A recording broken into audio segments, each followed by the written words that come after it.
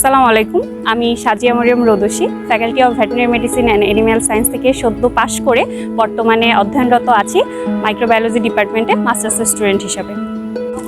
আমাকে যদি আমার এই পুরো জার্নির স্মৃতিচারণ করতে বলা হয় তাহলে প্রথমেই আমার যেটা মনে পড়বে যখন আমি আসলে জানতে পেরেছিলাম আমি চান্স পেয়েছি সেই বিষয়টি।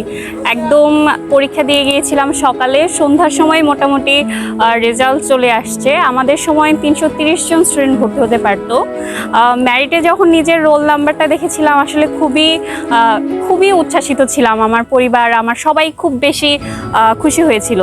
আসলে আমার গল্পটাও আর 5 জন সাধারণ মানুষের মতো যারা কিনা আসলে মানুষের ডাক্তার হতে চায়, সেখানে হেরে যায়, তারপরে আসে ভেটেরিনারিয়ান হতে, পশু পাখিদের ডাক্তার হতে। কিন্তু আমার জার্নিটা ওভাবে শুরু হলেও শেষ মুহূর্তে এসে আমার মনে হয়েছে যে আসলে আমি তো প্রাণীদের ডাক্তারই হতে চেয়েছিলাম, ঠিক সে জায়গাটাতে আমি কিন্তু প্রাণীদের ডাক্তারই হয়েছি। তো ওই ভালো লাগাটা আমার যত দিন গিয়েছে, যত পড়াশোনার সাথে অ্যাটাচ হয়েছি, ঠিক ততটাই ফিল করতে পেরেছি। ভার্সিটি নিয়ে একটু শঙ্কা ছিল, পরবর্তীতে যখন ভার্সিটিতে এসেছি, শিক্ষক, বিশ্ববিদ্যালয়ের পরিবেশ, আমার সাবজেক্ট, আমার বন্ধু বান্ধব, ঠিক সবাই যেরকম সাপোর্টিভ ছিল, সে বিষয়গুলো আমাকে এত বেশি বিমোহিত করেছে যে আমি বলতে পারি যে আমার খুব ভালো সময় কেটেছে। তো সেই জায়গা থেকে সব ভালো লাগা ঠিক যখন চলছিল, তখন আরেকটি বিষয় উল্লেখ না করলেই না, যেটি করোনা। সবার জীবনে একটা অনিশ্চয়তা চলে এসেছিল, হুট করে বিশ্ববিদ্যালয় বন্ধ হয়ে যাওয়া, পড়াশোনায় একটা স্থবিরতা আসা, তখন একটা ভয় কাজ করেছিল। ঠিক সেই জায়গা থেকে যখন অনলাইন ক্লাস, তারপরে ক্যাম্পাসে এসে বাকি ভাইভা পরীক্ষাগুলো দেয়া, সেই বিষয়গুলো আসলে খুবই রোমাঞ্চকর ছিল, কষ্টও ছিল, কারণ দৌড়ের উপরে ছিলাম বলতে গেলে। কিন্তু সব কিছু মিলিয়ে যদি আমি বলতে চাই, আমার এই 6 বছর লেগেছে 5 বছরের ডিগ্রিটা শেষ করতে, কিন্তু আমি খুবই আমার জীবনের খুব রঙিন একটা অধ্যায় হিসেবে মনে করতে চাই এই বিশ্ববিদ্যালয় জীবনটাকে।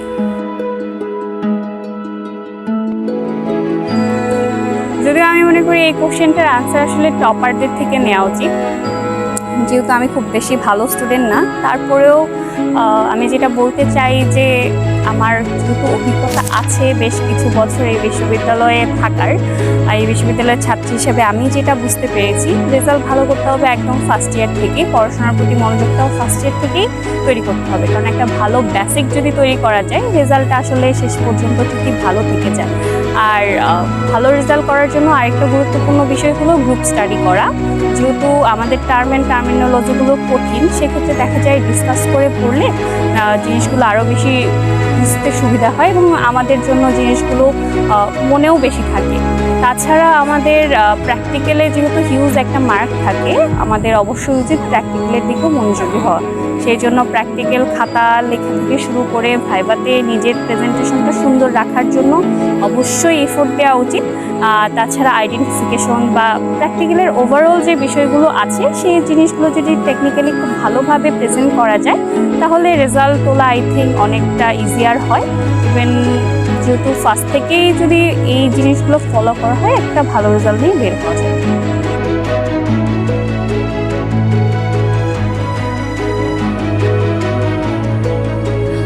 একজন ভেটেরিনারি স্টুডেন্ট হিসেবে প্রথম যে সমস্যাগুলোর সম্মুখীন হয়েছি সেটা হলো নতুন টার্ম অ্যান্ড টার্মিনোলজিসগুলো। সেগুলো এত বেশি কঠিন লাগতো, একটা থেকে একটা এত বেশি ডিফারেন্ট ছিল, সেগুলোর উচ্চারণগুলো এত কঠিন ছিল, যেগুলো মুখস্থ করা খুব কষ্টের কাজ ছিল আমাদের জন্য। আর আমার অনেক বান্ধবী বা আমার নিজেরও কিছু স্পেসিফিক অ্যানিমেলের প্রতি একটা ভয় কাজ করতো, কিছু অ্যানিমেলের প্রতি ফোবিয়া ছিল।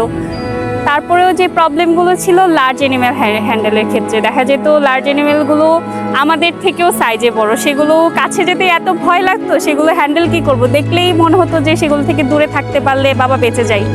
তো সেই জায়গা থেকে আমাদের টিচাররা এত বেশি হেল্পফুল ছিল, তারা এত হাতে কলমে বা প্র্যাকটিক্যালি আমাদেরকে অ্যানিমেল ধরা, হ্যান্ডেল করা শিখিয়েছে যে খুব ইজিলি এখন লার্জ অ্যানিমেল আমরা হ্যান্ডেল করতে পারি। চ্যালেঞ্জ অনেক ছিল। একজন মেয়ে হিসাবে যখন ভেটেরিনারি পড়তে এসেছি, প্রথমেই যে চ্যালেঞ্জগুলো আমরা ফেস করেছি, এরকম দেখা গিয়েছে কোনো একটি গরু বা কোনো একটি বড় অ্যানিমেলকে ধরার ক্ষেত্রে ছেলেরা প্রায়োরিটি বেশি পেত। তখন আমাদের বন্ধু বান্ধব হোক অথবা আমাদের টিচার হোক বা বাকিদের ধারণা এরকমই ছিল যে এটা ছেলেরা ধরুক, এটা ছেলেরা করুক। ওই জায়গা থেকে আমার মনে হয়েছে মেয়েরা কিছুটা স্কোপ কম পায়। সার্জারিগুলোর ক্ষেত্রেও দেখা যায় ছেলেরা ঠিক যতটুকু এফোর্ট বাকিদের থেকে পায় বা যতটুকু ঠিক আছে কাজটা ও করুক বলে অ্যাপ্রিসিয়েশনটা পায়, সেটা আসলে মেয়েরা পায় না। আর চাকরির ক্ষেত্রে আমি বলবো মেয়েদের জন্য চ্যালেঞ্জের জায়গাটা ঠিক অনেক বেশি, কারণ দেখা যায় ফিল্ড বেস যে জবগুলো আছে সেগুলোতে ফার্মার বা লোকাল যে পিপলগুলো আছে তারা আসলে মেয়েদের থেকে ছেলেদেরকে বেশি এক্সপেক্ট করে। তাছাড়া চাকরির ক্ষেত্রে দেখা যায় অনেক জব অনেক দূরে থাকে, সেক্ষেত্রে দেখা যায় এটা বিবেচনা করা হয় ছেলে হলে বাইক অথবা পাবলিক ট্রান্সপোর্টে চলে যেতে পারবে, যেটা একটা মেয়ের পক্ষে করা পসিবল না বা কষ্টসাধ্য। ওই জিনিসগুলো চিন্তা করে দেখা যায় কিছু জবের ক্ষেত্রে বলেই দেয় যে এই চাকরির জন্য শুধু পুরুষ প্রার্থীরাই আবেদন করতে পারবে। তো এই জায়গাগুলো চিন্তা করলে আমি বলবো এখনো মেয়েদের জন্য চ্যালেঞ্জের জায়গাগুলো এগুলোই রয়ে গিয়েছে। সময় পরিবর্তন হচ্ছে, সময় আরও চ্যালেঞ্জিং হচ্ছে। আমি মনে করি আমরা নারীরা ঠিক এতটাই এগিয়ে গিয়েছি যে সেই চ্যালেঞ্জটাকে পার করা বা অতিক্রম করার জন্য আমরা নারীরা পুরুষদের থেকে আরও বেশি এগিয়ে গিয়েছি। এখন যারা ভর্তি ইচ্ছুক স্টুডেন্ট আছে বা পরবর্তী জীবনে ভেটেরিনারি মেডিসিনকে প্রফেশন করতে চায় কি চায় না সেটা নিয়ে দ্বিধাদ্বন্দ্বে ভুগছে, তাদের জন্য বলতে চাই আসলে ভেটেরিনারি মেডিসিন অন্যান্য সাবজেক্ট থেকে জব ফিল্ড বলুন অথবা নিজের প্যাশনকে ধরে রাখার জায়গা বলুন, আমি বলবো যে অনেক ভালো। ভেটেরিনারি মেডিসিন মানে এই নয়, একটা সময় ছিল যখন আসলে সবাই ভাবতো ভেটেরিনারি মেডিসিন মানেই গরুর ডাক্তার, একজন ডিভিএম পাস করা ডাক্তার মানেই গরুর ডাক্তার। এখন সময় অনেক পরিবর্তন হয়েছে, আমরা ঠিক এতগুলো স্পেসিস নিয়ে কাজ করি, এতগুলো স্পেসিস নিয়ে পড়াশোনা করি। যারা জুলজি অথবা প্রাণীদেরকে ভালোবাসেন, প্রাণীদের নিয়ে গবেষণা করতে চান অথবা প্রাণীদের উন্নয়ন করতে চান, আপনি যদি মানুষদেরও উন্নয়ন করতে চান সেক্ষেত্রে যেটা বলতে চাই সেটা হলো জেনেটিক ডিজিজের যে বিষয়টা আছে, বিভিন্ন রোগ কিন্তু ছড়ায় প্রাণী থেকে। ঠিক সেই জায়গা থেকে আপনি যদি মানব কল্যাণের দিকেও যেতে চান, আপনি দেখবেন যে ভেটেরিনারিয়ান ডাক্তাররা ঠিক বড় একটি অংশ জুড়ে আছে। ঠিক সেই জায়গা থেকে বিবেচনা করলে যদি আপনি মানুষের উন্নয়নে আসতে চান বা প্রাণীদের উন্নয়নে আসতে চান, আপনি অবশ্যই ভেটেরিনারি ফিল্ডে আসতে পারেন। একজন ফ্রেশ গ্র্যাজুয়েট হিসাবে আমার যেহেতু অনেক বেশি অপশন আছে প্রাইভেট সেক্টর, বিসিএসের দিকে বা পরবর্তী পড়াশোনা করারও অপশন রয়েছে, কিন্তু আমি বর্তমানে মাইক্রোবায়োলজিতে ভর্তিরত আছি মাস্টার্সের স্টুডেন্ট হিসাবে। আমার ভবিষ্যৎ পরিকল্পনা যদি আমি বলতে চাই, আমি চাই নিজেকে আরও বেশি স্কিলফুল করতে। সেই জন্য আমি চাই পরবর্তীতে বিদেশে গিয়ে উচ্চশিক্ষা গ্রহণ করে নিজেকে আরও বেশি কোয়ালিফাইড করে দেশে ফিরে এসে দেশের মানুষের জন্য একজন সুযোগ্য নাগরিক হিসেবে সামনের যে চ্যালেঞ্জগুলো আছে সেই চ্যালেঞ্জগুলোতে দেশকে যাতে রক্ষা করতে পারি বা একজন সুনাগরিক হিসেবে আমার যে কর্তব্যগুলো আছে সেগুলো আমার স্কিল বা কোয়ালিফিকেশনের মাধ্যমে যাতে আমি ফিল আপ করতে পারি।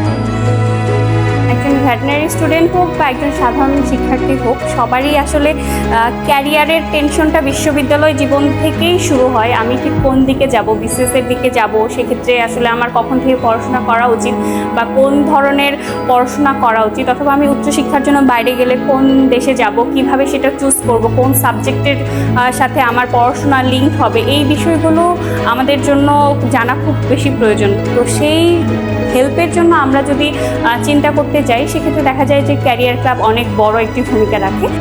আমি আমার একটা এক্সাম্পলই দিতে চাচ্ছিলাম যে খুব রিসেন্টলি ক্যারিয়ার ক্লাবের একটি সেমিনার ছিল যেখানে সাত্বিক পাল স্যার এবং Oliver sir CV writing and SFO রাইটিংয়ের উপর একটি চমৎকার সেশন নিয়েছিলেন। আমি ঠিক সেই জায়গায় উপস্থিত থাকার পরেই বুঝতে পেরেছি আচ্ছা এই সেশনটি যদি আমি না করতাম ঠিক এই মিস্টেকগুলো আমি করতাম। ওই সেশন কমপ্লিট করার পরে আমার চিন্তাভাবনাগুলো বা আমার যে আইডিয়াগুলো ছিল সেগুলো আসলে আরও অনেক বেশি রিজেনারেট হয়েছে। ইভেন আমার যে ভুলগুলো ছিল সেগুলো কিন্তু আমি বুঝতে পেরেছি।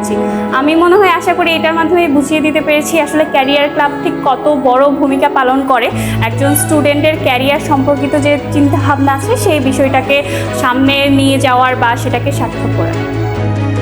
আমি ধন্যবাদ জানাচ্ছি ক্যারিয়ার ক্লাব, গাজীপুর কৃষি বিশ্ববিদ্যালয়, একজন নারী, ভেটেরিনারি মেডিসিন এবং ক্যারিয়ার সম্পর্কিত আমার অভিব্যক্তি প্রকাশ করার জন্য এই সুন্দর প্রোগ্রামে আমাকে ইনভাইট করার জন্য।